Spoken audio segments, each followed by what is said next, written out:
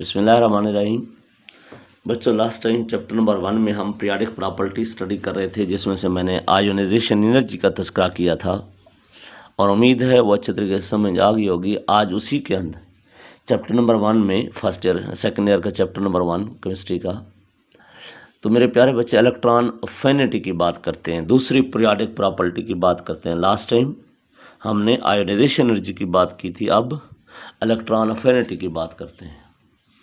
मेरे प्यारे बच्चे, आयोनाइजेशन एनर्जी में क्या कहा था? इलेक्ट्रॉन्स निकालने के लिए जो एनर्जी चाहिए होती है उसको क्या कहा था? आयोनाइजेशन। अब आज इलेक्ट्रॉन ऐड करने, इलेक्ट्रॉन अफिनिटी मीन इलेक्ट्रॉन से मोहब्बत करना। कौन? एटम इलेक्ट्रॉन्स को अट्रैक्ट करेगा, एटम्स के अंदर इलेक्ट्रॉन को ऐड किया जाएगा। तो it is the amount of energy released और absorbed when one or more than one electron are added in the valence shell of isolated gaseous atom to form anion negative ion. तो मेरे प्यारे बच्चे, किसी भी गैसियस एटम के valence shell में एक या एक से ज़्यादा इलेक्ट्रॉन जब ऐड कर देंगे तो उसके नतीजे में एनाइन बनेंगे। एनाइन बनने के नतीजे में एनर्जी रिलीज होगी या एब्जॉर्ब होगी, उसको क्या नाम देंगे? इलेक्ट्रॉन अफिनिटी का नाम देंगे।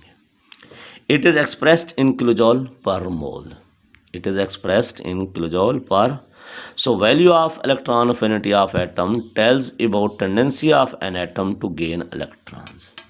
याद रखिएगा, इलेक्ट्रॉन अफिनिटी की जो वैल्यू होगी यानी एनर्जी रिलीज अब्जॉर्ब होगी, वो बताएगी कि किस कौन एटम्स कोई भी एटम किस इलेक्ट्रॉन्स के लिए कितनी अफिनिटी रखता है, इलेक्ट्रॉन्स गेन करने की कितनी सलाहियत रखता है। याद रखिएगा, जितनी नेगेटिव वैल्यू ज़्यादा होती जाएगी उतना इलेक्ट्रॉन्स के पास उतना एटम के पास इलेक्ट्रॉन की अफिनिटी ज़्यादा होगी।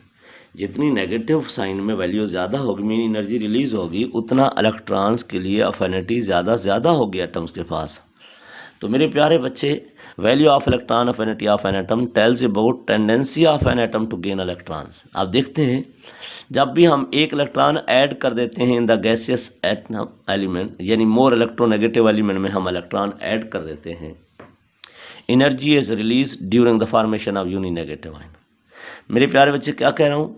जब मोर इलेक्ट्रोनेगेटिव एलिमेंट के वैलेंस शेल में एक इलेक्ट्रॉन ऐड कर देते हैं तो लाजमी तौर पे एक इलेक्ट्रॉन ऐड करने से यूनी नेगेटिव आयन बनेगा। जब यूनी नेगेटिव आयन बन जाएगा तो मेरे प्यारे बच्चे, एनर्जी रिलीज हो जाएगी।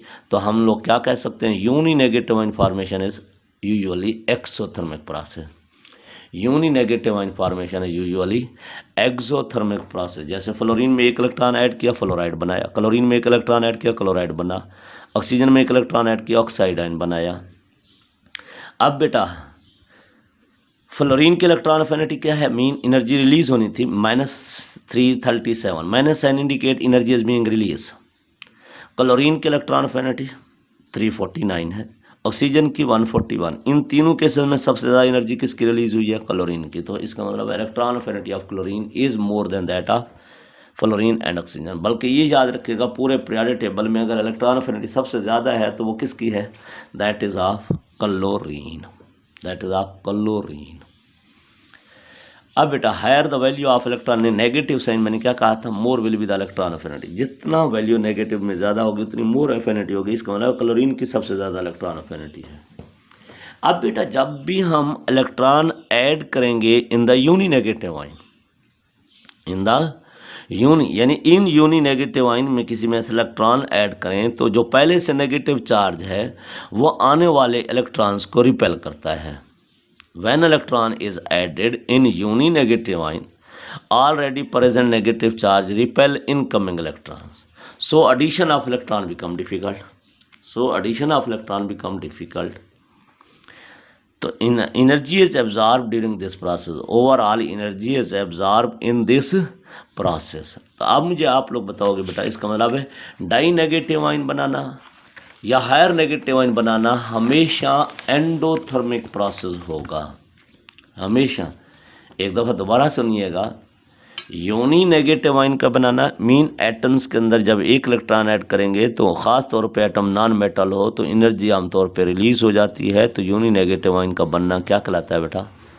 एक्सोथर्मिक कहलाता है। लेकिन जब इस यूनी नेगेटिव आयन में इलेक्ट्रॉन ऐड करेंगे तो पहले से मौजूद नेगेटिव चार्ज आने वाले इलेक्ट्रॉन्स को रिपेल करता है, जो इलेक्ट्रॉन की एडिशन मुश्किल हो जाती है, तो ओवरऑल एनर्जी एब्जॉर्ब हो जाती है। तो process of formation of die negative ion और हायर नेगेटिव आयन क्या है बेटा, एंडोथर्मिक प्रोसेस है। जैसे ऑक्सीजन नेगेटिव आयन बनाया हुआ था, इसमें एक इलेक्ट्रॉन ऐड किया तो ये वाला नेगेटिव इलेक्ट्रॉन्स आने ये वाला नेगेटिव एक दूसरे को क्या करेंगे, रिपेल करेंगे। जब रिपेल करेंगे इलेक्ट्रॉन की एडिशन मुश्किल हो जाएगी, तो ओवरऑल एनर्जी यहाँ पे एब्जॉर्ब हो जाती है 780।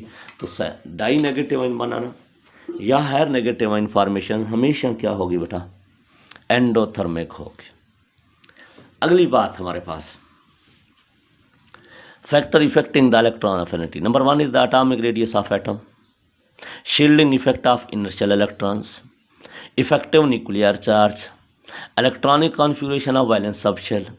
These are the factor which affect the electron affinity। बेटा इनके लिए मैंने क्या लिखा है, electron affinity is inversely proportional to atomic radius। electron affinity is inversely proportional to atomic radius। atomic radius बढ़ता जाए तो electron affinity कम होती जाएगी, शील्डिंग इफेक्ट बढ़ता जाए तो electron affinity कम होती जाएगी, इफेक्टिव न्यूक्लियर बेटा चार्ज बढ़ता जाए तो इलेक्ट्रॉन अफिनिटी बढ़ती जाएगी, मीन डायरेक्ट रिलेशनशिप हुआ। और एटॉमिक रेडियस और शील्डिंग इफेक्ट के साथ इनवर्स रिलेशनशिप हुआ। Electronic configuration of valence sub shell में की स्टेबिलिटी आपको बताई थी, सबसे ज़्यादा फुली फिल्ड, फिर हाफ फिल्ड, फिर पार्शली फिल्ड।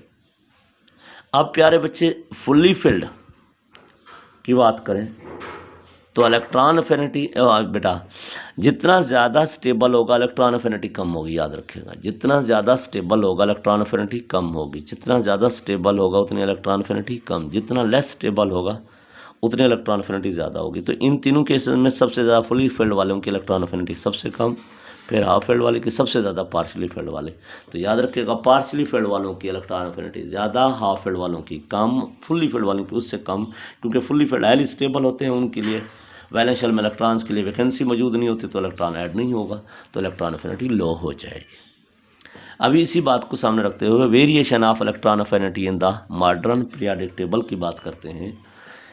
मेरे प्यारे बच्चे, when we travel from top to bottom, अभी सारी बातें इस तफसीलन बात कर चुका, ये चौथी दफ़ा 5वीं दफ़ा ये बातें कर रहा हूँ कि जब भी हम लोग टॉप टू बॉटम ट्रेवल करते हैं किसी भी ग्रुप के अंदर, वहाँ सक्सेसिव एडिशन ऑफ शेल होती जाती है, एक एक शेल बढ़ता जाता है टॉप टू बॉटम मूव करने से। जब शेल बढ़ता जाएगा तो मेरे प्यारे बेटा इनर शेल के इलेक्ट्रॉन आउटर शेल के इलेक्ट्रॉन्स को रिपेल करेंगे, जिसको हम क्या कहते हैं, शील्डिंग। तो shielding effect of inner shell electron on the outer shell electron increase हो जाएगा। जो इन शील्डिंग इफेक्ट बच्चों इंक्रीज होता जाएगा तो उससे hold of nucleus on the valence shell electrons क्या हो जाएगा, डिक्रीज होता जाएगा। जो ही न्यूक्लियस का होल डिक्रीज होगा तो एटॉमिक साइज इंक्रीज हो जाएगा। जब एटॉमिक साइज इंक्रीज हो गया तो फिर मेरे बेटा एडिशन ऑफ इलेक्ट्रॉन डिफ़िकल्ट हो जाएगी, इलेक्ट्रॉन अफिनिटी लो हो जाएगी। तो बिगर एटम की इलेक्ट्रॉन अफिनिटी लो होती है, स्मॉल साइज के एटम की इलेक्ट्रॉन अफिनिटी हाई होती है।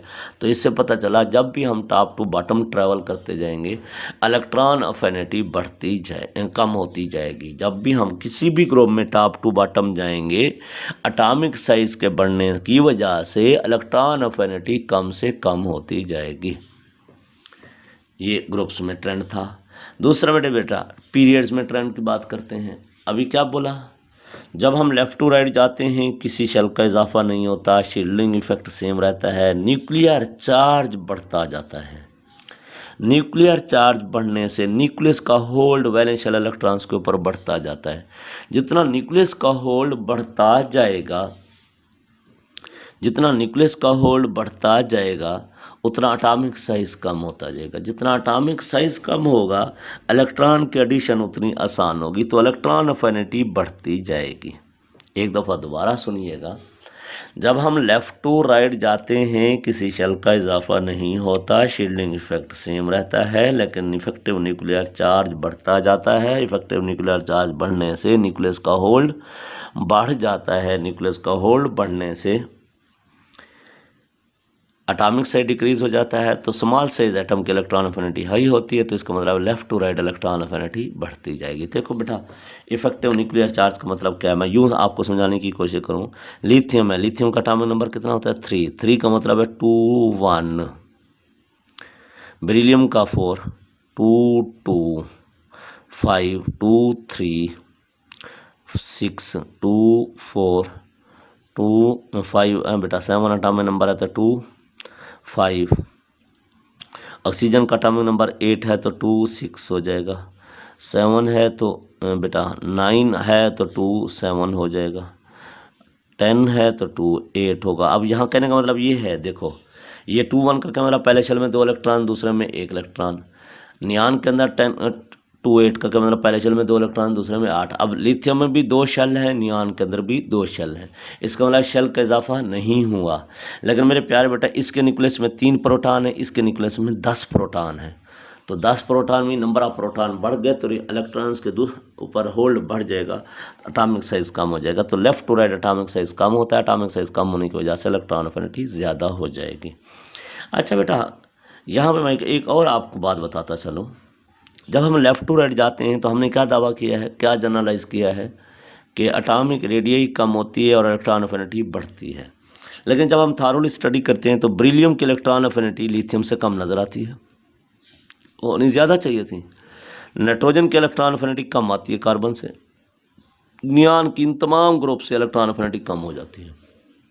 उसकी वजह क्या है, बेरिलियम का वैलेंस सब शेल एस होता है जो कि फुली फिल्ड होता है। जो फुली फिल्ड होते हैं वो तो मोर स्टेबल होंगे, जो मोर स्टेबल होंगे उनकी इलेक्ट्रॉन एफिनिटी लो हो जाएगी। तो इसकी वजह से बेरिलियम की इलेक्ट्रॉन एफिनिटी लिथियम से कम हो जाएगी। नाइट्रोजन के इलेक्ट्रॉनिक कॉन्फिगरेशन की बात करें तो उसका वैलेंस पी सब शेल है जो हाफ फिल्ड है, और हाफ फिल्ड फिर क्या होते हैं, एक्स्ट्रा स्टेबल होते हैं। तो ये ज़्यादा स्टेबल है और ये कार्बन के इलेक्ट्रॉनिक कॉन्फिगरेशन लेस स्टेबल है। तो नाइट्रोजन में इलेक्ट्रॉन ऐड करना मुश्किल होगा एज़ कम्पेयर टू कार्बन, इसलिए नाइट्रोजन की इलेक्ट्रॉन एफिनिटी लो होगी कार्बन से। नियान का वैलेंस सब शेल क्या है बेटा, पी सब शेल फुल्ली फिल्ड है। जब फुल्ली फिल्ड है तो क्या होगा बेटा, एक्स्ट्रा स्टेबल होगा। तो एक्स्ट्रा स्टेबल होगा उसमें इलेक्ट्रॉन ऐड करना मुश्किल होगा, तो इसकी इलेक्ट्रॉन एफिनिटी भी बहुत लो हो जाएगी। तो इन ग्रुप्स के अंदर कुछ एबनॉर्मल ट्रेंड आया है कि होनी ज़्यादा चाहिए थी, है कम, क्योंकि इसके अंदर extra stability of valence sub shell half filled और फुली फिल्ड की वजह से ही है।